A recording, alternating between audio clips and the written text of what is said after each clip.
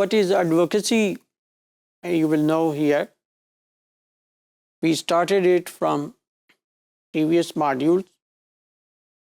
Here, we will see what do we mean by advocacy, how our impact, how dissemination, spread of our findings among non-academics becomes a kind of advocacy, and for whom we advocate, in whose support we use our research, to use your research to support some aggrieved party, suppressed group, minority group. This is called advocacy.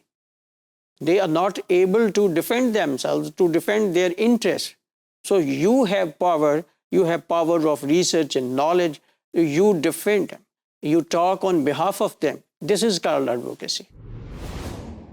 So some researchers have conducted research for advocacy. First of them comes Lakoff.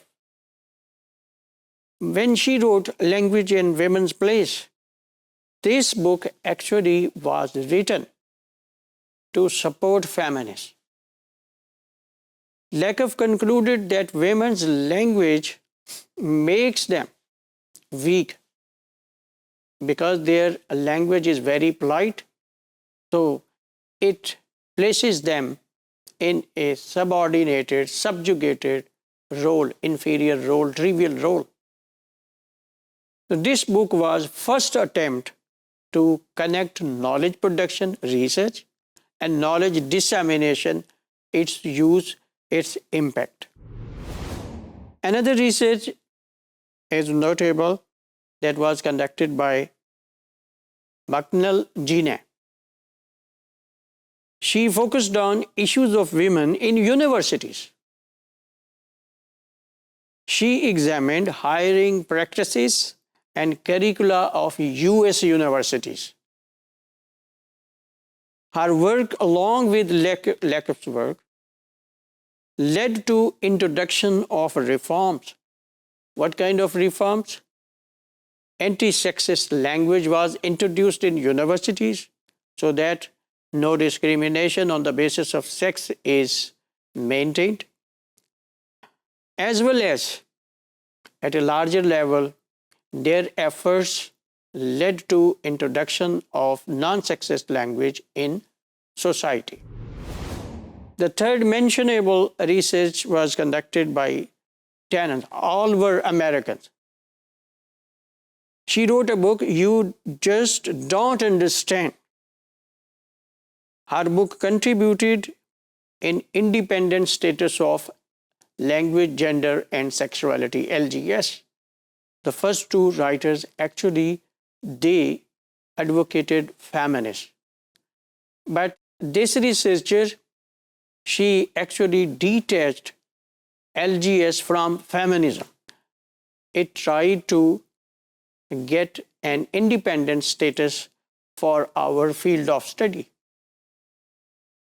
Okay, she said, language, gender, and sexuality is more than a political agenda or political movement. It is a fully fledged discipline. Tannen proposed that boys and girls do not understand each other because they grow in two separate cultures in segregation. So they are socialized separately, so they develop separate speech styles, and that's the reason when they come together, they can't understand each other. This is the title of the book. But many scholars criticized it because they say Tannen overlooks interaction between sexes. So then boys can adopt girls' speech style and vice versa. They also criticized her detachment of LGS from feminism. We can conclude with another mentionable study that was conducted by a British scholar, Deborah Cameron. She has contributed a lot to this field of study that we are going to conclude very soon. So she tried a lot to relate LGS with non-academic audience.